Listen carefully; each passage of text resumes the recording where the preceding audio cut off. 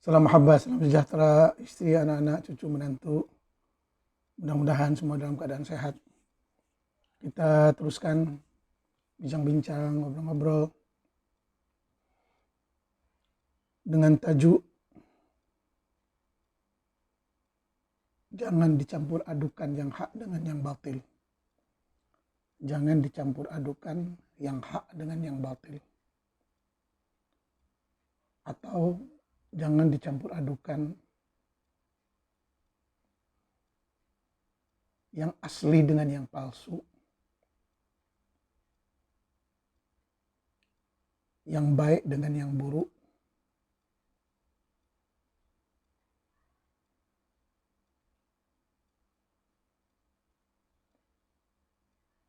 Kita lihat beberapa ayat dalam hal ini sebagai umat Islam mayoritas di Indonesia. Kata ayat, wala talbisul haqqa bil batili wa taktumul haqqa wa antum ta'lamun. Dengan sekali-kali kamu mencampur adukan dengan yang hak dengan yang batil, yang benar dengan yang palsu, kebenaran dengan kebodohan, jangan dicampur adukan. Sedangkan kamu mengetahuinya. Sebagai insan yang berakal, sehat, dewasa, mumayyaz, rasyid, yang bisa membedakan antara yang baik dengan yang buruk, kita terus mengoreksi diri, bermuhasabah, meningkatkan kesadaran, kecerdasan diri kalau mau maju. Hari ini dengan mudah banyak negara-negara dan bangsa-bangsa yang maju, yang begitu hebat dengan ciptaannya, dan juga negara yang terus mundur ke belakang.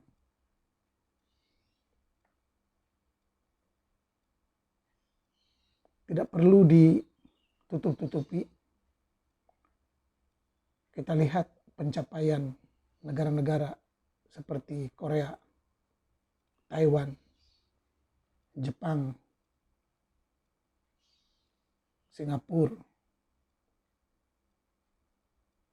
Eropa, terutama Jerman, UK, USA, ataupun negara yang paling muda, Israel, sekarang yang sedang bangkit, India. Kita lihat prestasi kemajuannya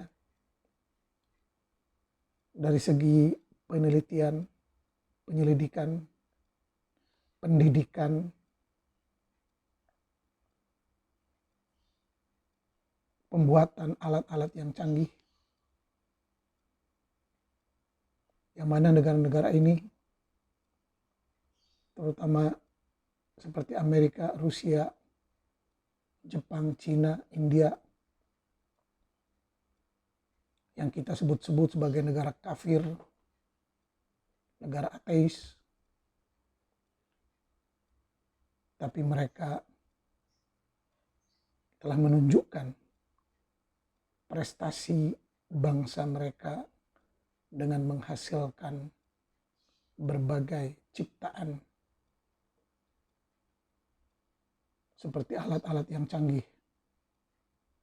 alat perang, senjata, dan sebagainya, teknologi yang canggih, mobil, motor, komputer, dan alat-alat kesehatan, perobatan, farmasi, kimia, fisik, astronomi. Bahkan mereka telah pun menembusi angkasa. mencoba melihat rahasia yang ada di alam semesta.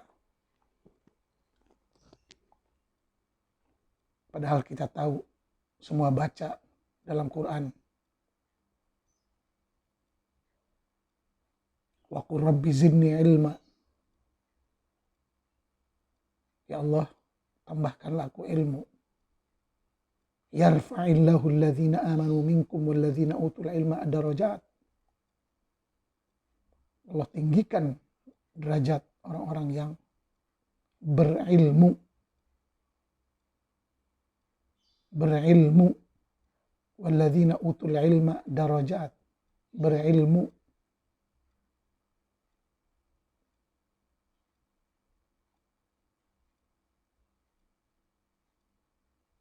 Karena semua aktivitas kehidupan hasilnya dari ilmu pengetahuan yang luas. Dan ilmu pengetahuan itu dicapai dengan cara at-tarakum, lambakan, kumpulan ilmu peradaban di sepanjang sejarah. Yarfa'illahu alladhina amanu minkum walladhina utul ilma darajat. Tolong dicatat ayat-ayat ini dengan mudah sekarang di Google, terutama yang bisa bahasa Arab, di-type akan keluar tafsiran dan terjemahannya. Begitu juga ada hadis yang mengatakan, man arada dunya fa'alaihi bil ilm, wa man arada al-akhirah fa'alaihi bil ilm, wa man aradahuma fa'alaihi bil ilm. Mau kesuksesan, kejayaan di dunia, mesti ada ilmu. Begitu juga akhirat, mesti ada ilmu.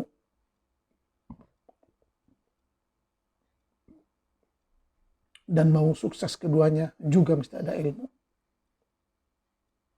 Dan ilmu akan didapat dengan cara mencoba, mengkaji, meneliti, mencoba, mengkaji, meneliti, bukan dengan cara dongeng, mitos, khurafat yang direka-reka, yang tidak jelas sumbernya. Maka itu kita ada ilmu hasil uji coba, percobaan berkali-kali, hasil dari pemikiran akal yang penuh ilmiah, kreatif dan inovatif, akan menghasilkan berbagai teori dan berbagai ilmu pengetahuan. Itu yang dipanggil ilmu akli. Ilmu-ilmu yang dihasilkan oleh akal, logika, pikiran yang waras. Berbeda dengan ilmu nakli yang katanya wahyu, yang kebanyakannya lebih kepada riwayat, cerita, dongeng, asatir, mitos yang tidak jelas dan tidak dapat dibuktikan secara ilmiah.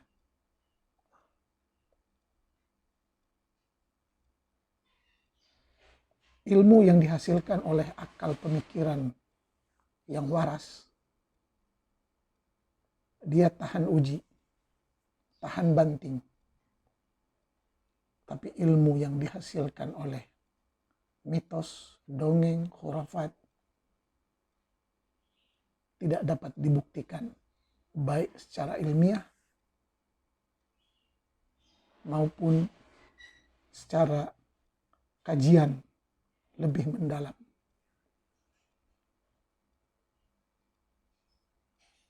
Ilmu-ilmu mitos ini yang kemudian dipanggil sebagai ulumul wahyi, ilmu wahyu. Sedangkan ilmu bersifat mesti bisa diuji. Kalau tidak, hanya bisa dianggap sebagai ma'arif, pengetahuan.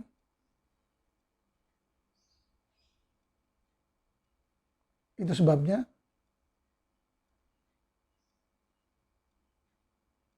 penamaan dari awal pun sudah salah. Sebab kalau ilmu seperti ilmu kimia, fisika, matematik, dan lain-lain, semuanya hasil kajian, percobaan, penelitian yang berulang-ulang. Maka muncullah berbagai teori. Seperti grafiti dan lain-lain. Tapi ilmu nakli ataupun wahyu yang mana pada takrifan wahyu itu sendiri terus berbeda. Ada yang mengatakan wahyu itu kalamullah lil bashar atau kalamul bashar anillah atau kizbul bashar anillah.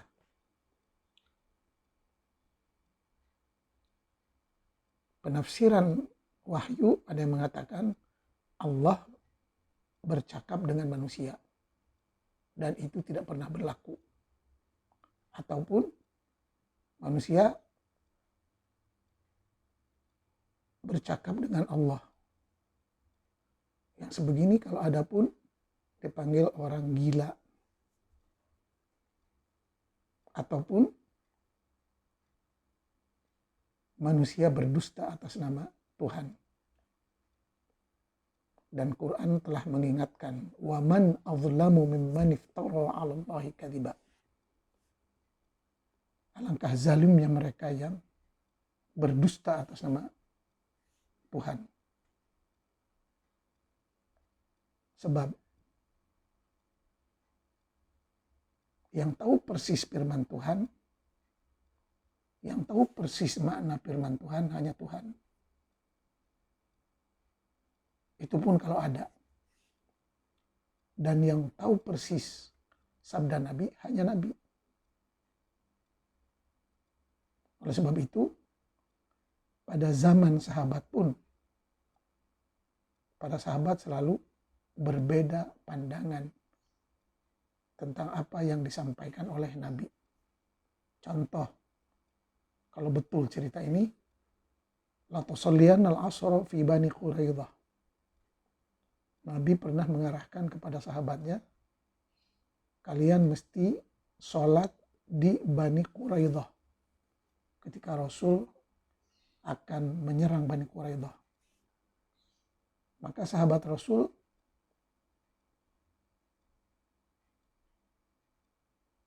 telah bertindak memahami hadis ini dengan 3 cara.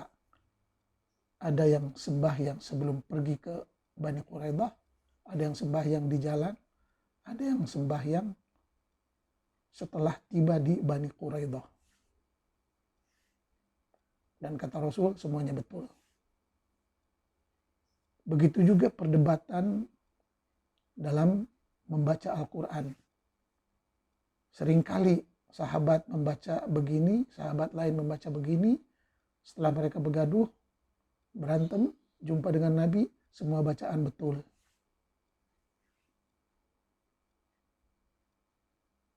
Sedangkan Quran sendiri dinilai oleh banyak sahabat sebagai Al-Quran Hammal Aujuh. Quran itu multi tafsir. Dalam keadaan sebegini rupa, bangsanya umat Islam. Karena Quran Hammal Aujuh, Quran bisa ditafsir dengan multi tafsir, bisa diterjemah dengan multi terjemahan. Begitu juga hadis bisa ditafsir dengan multi tafsir, dihurai multi penjelasan, huraian, maka keadaan menjadi tidak menentu. dan umat Islam di sepanjang sejarah terus dilanda konflik, perdebatan, perpecahan. Semuanya ngaku paling benar. Semuanya mengaku paling ahli surga. Dan kalau perbedaan itu tidak menimbulkan konflik, tidak menimbulkan permusuhan, baik-baik saja. Tapi hakikatnya perbedaan pendapat seringkali saling mengkafirkan, yang membawa kepada menghalalkan darah, mencetuskan permusuhan dan peperangan. Ini bahayanya pemahaman agama kalau tidak dikawal, dikendalikan, disetir oleh sistem perundangan yang lebih adil, yang lebih saksama, yang lebih mementingkan kemanusiaan, seperti halnya orang-orang yang berlainan pahaman dan agama yang di bawah naungan negara-negara sekuler. Sama seperti di Indonesia. Karena adanya Pancasila bisa menaungi semua agama, semua bangsa yang berbeda. Coba bayangkan kalau mayoritas Muslim itu yang berkuasa, Islam yang mana yang mau dipakai? Sebab Islam bukan satu aliran. Kita bisa lihat hari ini. Ada Islam Syiah, ada Islam Sunni, ada Islam Sufi. Islam Syiah pun berpecah lagi. Islam Sufi pun berpecah lagi. Islam Sunni pun berpecah lagi. Dan semua pecahan Islam-Islam ini saling gontok-gontokan, saling membenci, saling menunggu waktu kapan bisa membunuh saudaranya. Beruntung ada Pancasila.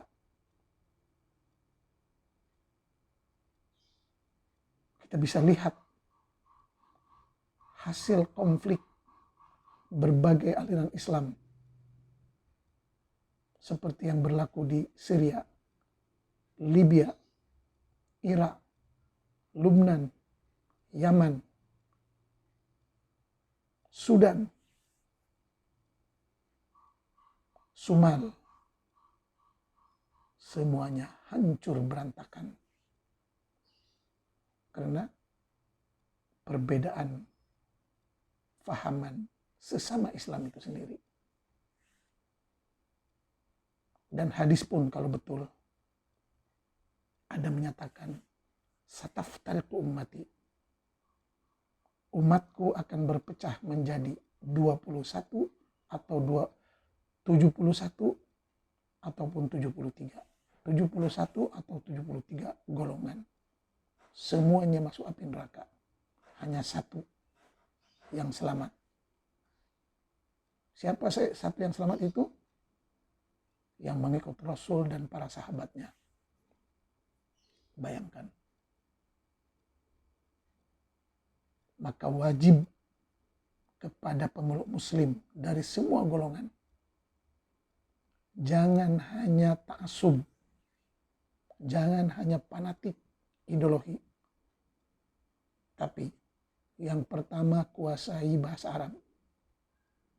Kuasai sejarah peradaban Arab. Untuk bisa membuka, mengkaji, mempelajari bahasa dan peradaban Arab.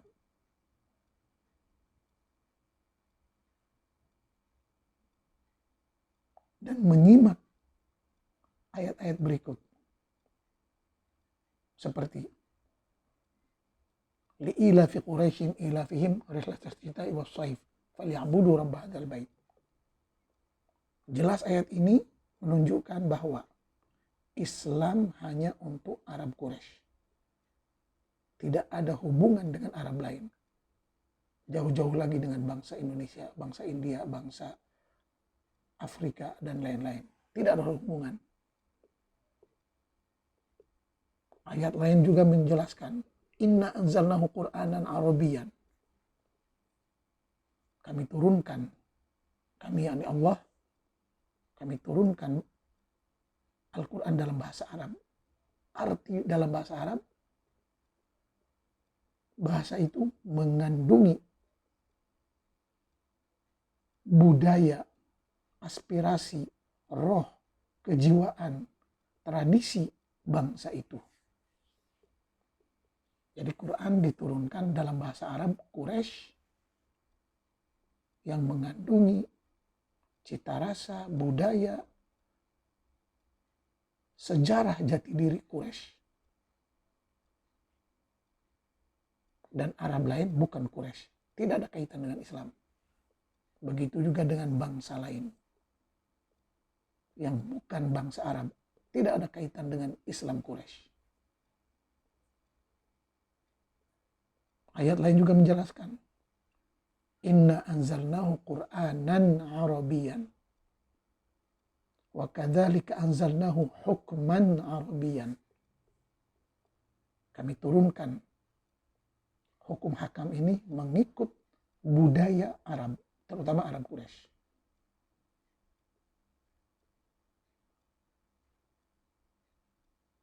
Bahkan Khalifah Utsman, semasa pengumpulan Al-Quran untuk kali kedua, Utsman berkata, uktubul Quran bilughati Quraisy. Tulislah Al-Quran dalam bahasa Quraisy. Sebab Quran diturunkan untuk Quraisy. Tidak ada hubungan dengan kabilah lain. Jauh-jauh lagi dengan bangsa bukan Arab. Tidak ada hubungan dengan India, Pakistan, Indonesia, Sudan, Turki, dan lain-lain. Tidak ada hubungan. Kata Quran, wa ma arsalna min rasulin illa bilisani qaumihi liyubayyina lahum. Kami tidak akan mengutus rasul melainkan dengan bahasa kaumnya. Allah mengutus Nabi Muhammad dalam bahasa Arab Quraisy untuk kaum Arab Quraisy. Tidak ada hubungan dengan bangsa lain. Jadi bagaimana umat yang tidak mempunyai rasul? Quran menjawab, wa ma kunna mu'adzibina hatta nab'atha rasula. Kami tidak akan menyiksa kaum yang tidak mempunyai rasul. Ini satu keistimewaan. Ini satu keistimewaan. Kita tidak ada rasul, tidak akan disiksa. Jadi, yang tidak mempunyai rasul, hiduplah baik-baik. Buatlah kerja yang baik.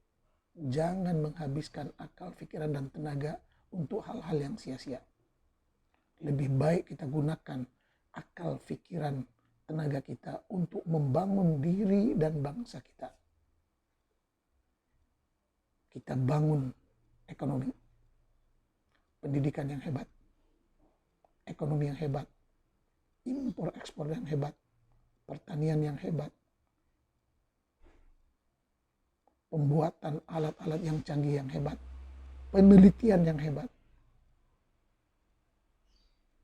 membangun pusat-pusat penelitian yang hebat, membangun pusat-pusat pendidikan, pusat-pusat kajian, pusat-pusat kesehatan, pusat-pusat profesional yang hebat. Dan jangan menghabiskan masa, waktu, tenaga pada hal yang sia-sia, pada kerja-kerja yang sia-sia, seperti memperdebatkan agama, memperdebatkan isu-isu yang remeh-remeh. Sementara bangsa dan negara yang maju dan berakal sedang mencari peluang-peluang, keuntungan-keuntungan, peluang-keuntungan di mana-mana. Ini sesuai dengan pesan Quran juga yang mengingatkan wa annal ardo yarithuha ibadiyas salihun.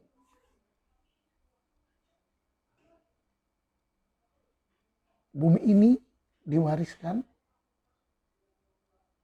hanya kepada manusia-manusia yang berguna, bermanfaat, pandai mencari peluang dan keuntungan. Bisa mencari keuntungan, peluang di langit, di lautan, di bumi, di dasar laut, di perut bumi, dan lain-lain. Dan cara mengeruk harta kekayaan ini telah dilakukan oleh bangsa-bangsa yang berakal sehat, bijak, lihai, pandai. Seperti Cina, Jepang, Korea, dan lain-lain.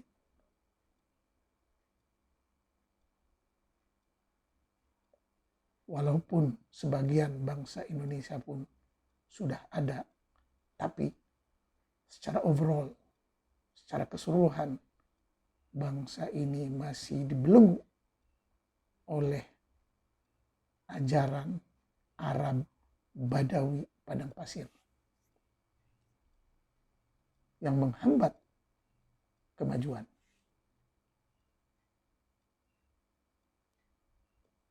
Pembahasan sudah dijelaskan berkali-kali bahwa semua agama itu lahirnya dari mitos, cerita, dongeng. Terutama agama Islam lahir dari cerita dongeng Yahudi. Quran dan hadis, kalau dikaji dengan lebih mendalam, Quran itu 90% isinya perjanjian lama. Sunnah juga yang dikatakan hadis itu lebih kurang seperti Mishnah. Sunnah, Mishnah. Salah satu kitab Yahudi. Jadi kita selama ini dikerjai oleh Yahudi.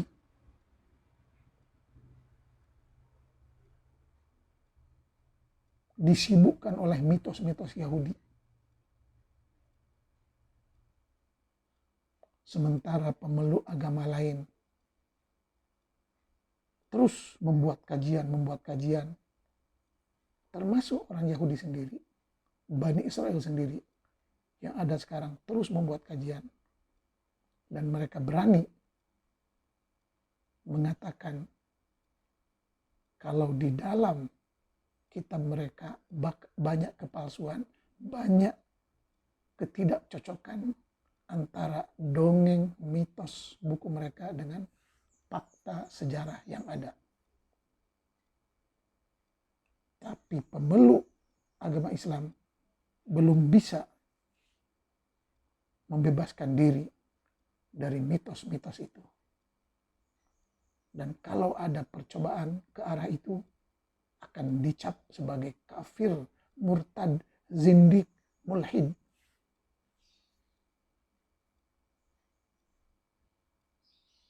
Akhirnya, cara berpikir ilmuwan muslim menjadi bantut, terjegal, terbelenggu, bahkan hampir dimatikan oleh cerita-cerita mitos.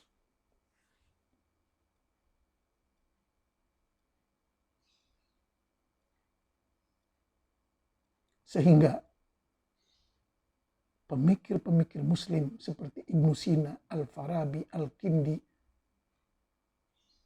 dan lain-lain yang tidak sealiran cara berpikirnya dengan para ilmuwan yang hanya berpegang kepada wahyu,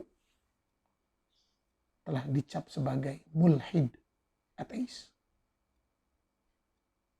atau zindik, musuh agama, atau kafir, atau murtad yang halal darahnya.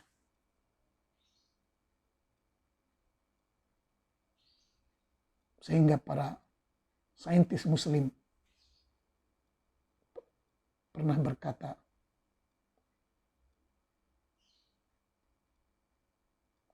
kami hidup di zaman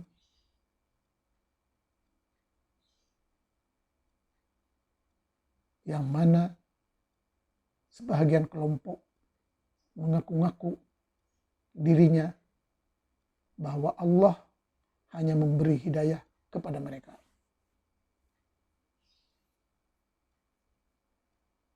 Dengan kata lain, pada zaman Ibnu Sina pun sudah ada kelompok yang hanya mengaku-ngaku dirinya lah yang paling Islam, dan kelompok yang lain kafir.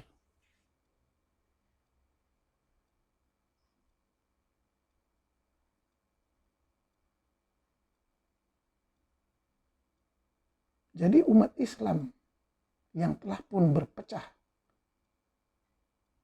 kepada berbagai-bagai aliran, mungkin ratusan aliran, semuanya mengaku paling benar, paling ahli surga. Padahal seharusnya penghukuman dan keputusan siapa yang benar, siapa yang salah, kalau percaya kepada hari pembalasan, kembalikanlah kepada Allah. Kembalikanlah kepada Allah. Yang penting kita di dunia ini saling menjalin kasih sayang, bantu-membantu, jalinan harmoni sesama manusia, sesama warga negara Indonesia terutamanya, untuk memajukan Indonesia dalam semua bidang.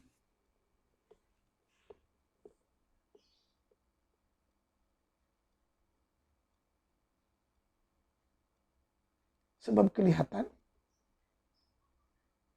kalau manajemen negara hanya diberikan kepada orang yang contohnya beragama saja, tetap konflik, perbedaan, permusuhan akan terus berlaku. Contoh sepanjang sejarah berlaku konflik. Di depan mata kita, negara-negara Islam yang mempunyai berbagai aliran dan organisasi, semuanya konflik. Saling membunuh antara satu dengan yang lain.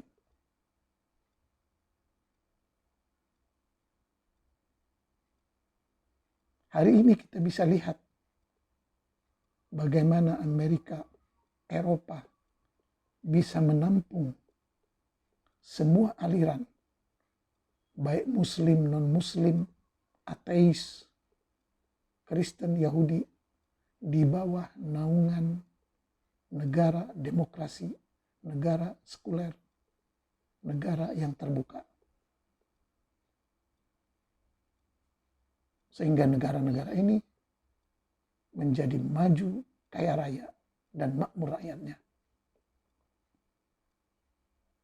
Tapi negara yang hanya dikuasai oleh satu ideologi, kebanyakannya hancur, kebanyakannya merana, kebanyakannya terus dilanda konflik. Sebab hakikat kehidupan ini adalah berwarna-warni, berbagai macam-macam coraknya. Ibarat sebuah lukisan. Kalau lukisan itu banyak warna-warninya dan banyak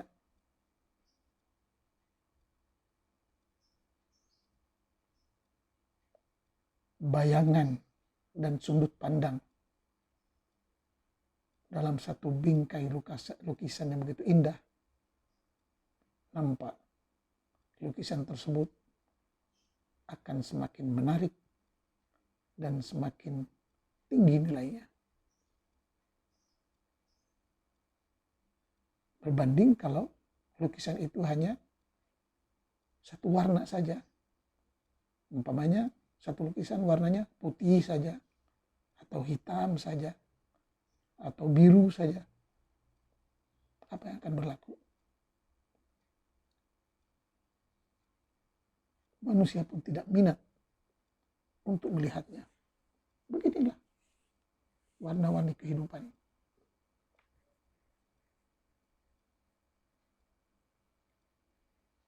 Oleh sebab itu, marilah kita kembali memahami dan menghayati ayat-ayat seperti yang saya sebutkan tadi, yang boleh dicari dengan mudah di Google. Ja'al haqqu wa zahaqal batil. Innal batila kana zahuqa. Yang benar akan tetap muncul, yang batil akan tetap musnah. Wala talbisul haqqa bil batil wa taktumul haqqa wa antum ta'lamun. Jangan engkau campur adukan antara yang baik dengan yang buruk.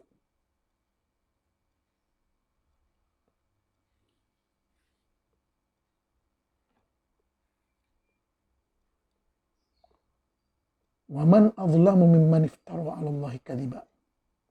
Alangkah zalimnya mereka yang berdusta atas nama Tuhan. Ada juga sebuah hadis, man kadzaba 'alayya muta'ammidan falyatabawwa maq'adahu minan nar. Siapa yang berdusta atas namaku, maka silahkanlah kedudukannya di neraka.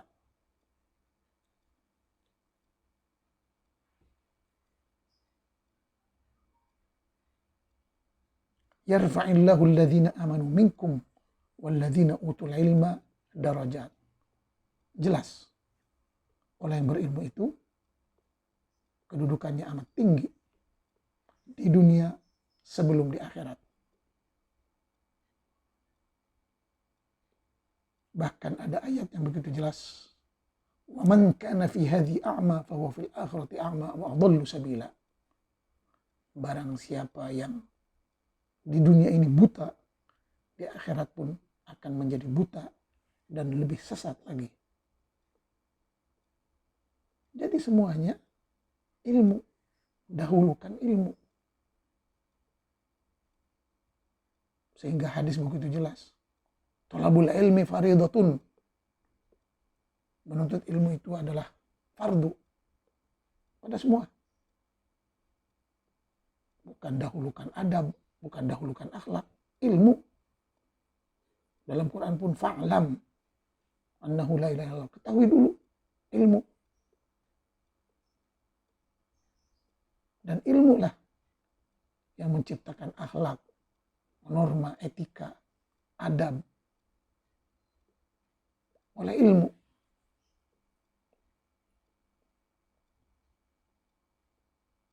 Dan kita mesti membedakan antara ilmu dengan khurafah. Yang mana ilmu lahir dari kajian, pembahasan, dialog, perdebatan untuk mencari solusi yang terbaik.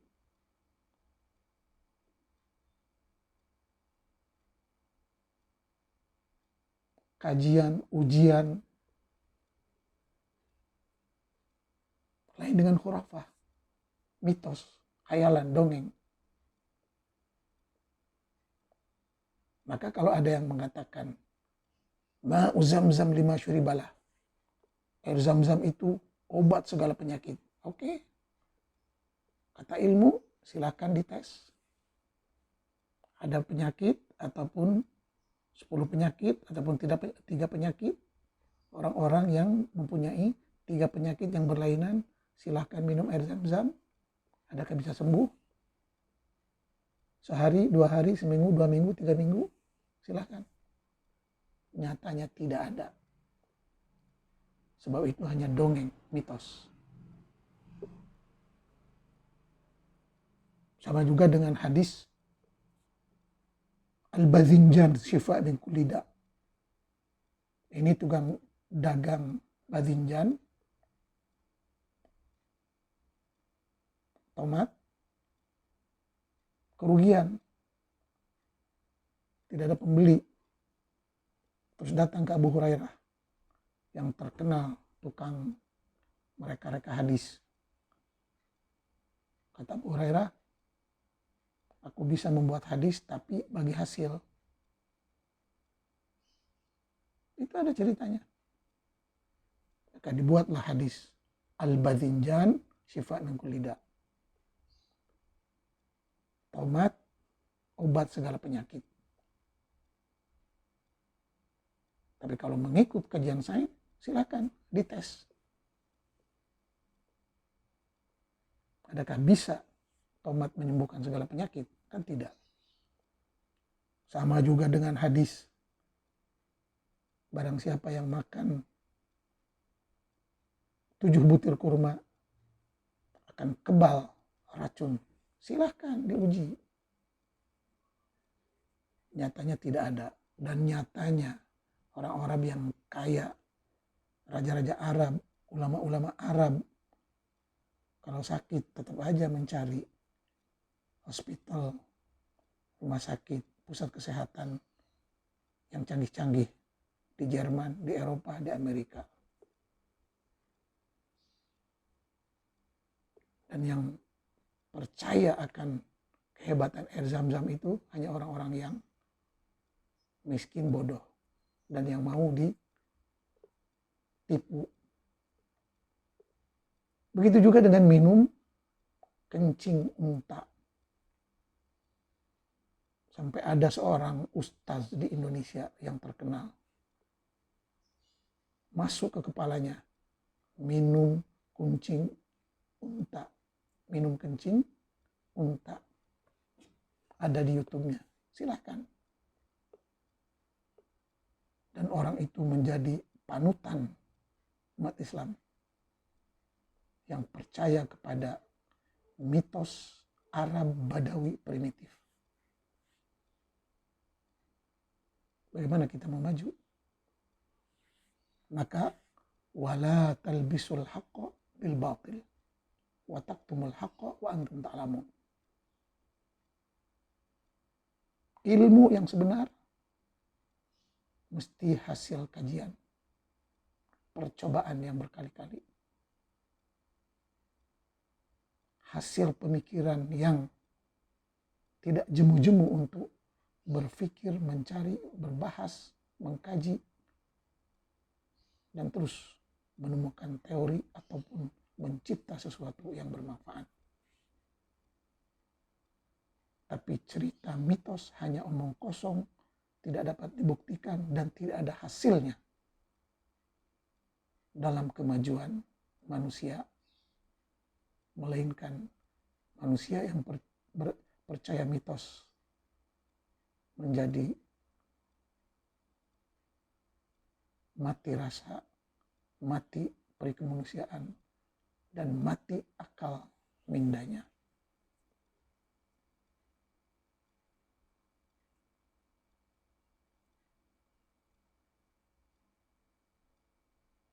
Semoga kita, keluarga kita, dan bangsa Indonesia yang masih gemarkan ilmu pengetahuan, terus menambah ilmu pengetahuan, yang mana hari ini cukup mudah ada di ujung jari.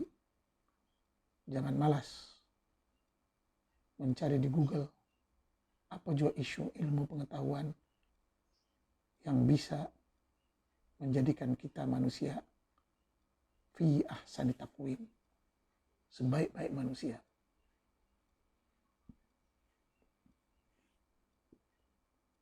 Sesuai dengan pesanan hadis, man arad kun aliman au muta'alliman au mustami'an au muhibban wala takun al-khamis. Jadilah engkau yang seorang berilmu ataupun penuntut ilmu ataupun pendengar ataupun pencinta ilmu pengetahuan. Semua ilmu pengetahuan adalah penting.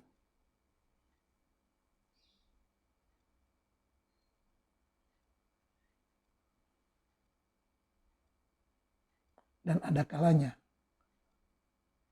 dari cerita-cerita mitos juga bisa diambil sisi-sisi positif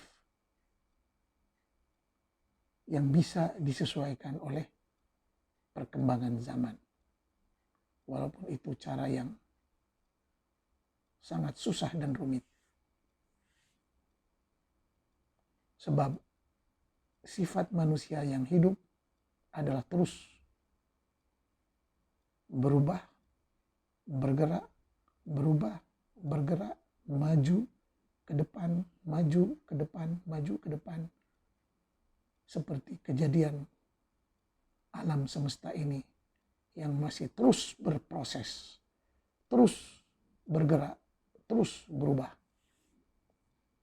Sementara keyakinan dan pemahaman mitos mengatakan bahwa dunia ada di penghujung, menunggu kiamat, menunggu Nabi Isa turun, menunggu Imam Mahdi turun untuk menyelamatkan dunia. Padahal kalau kita pikir dia mau menyelamatkan pakai alat apa? Pakai pedang, pakai tombak, pakai kuda. Sedangkan peralatan peperangan hari ini super canggih, sangat canggih.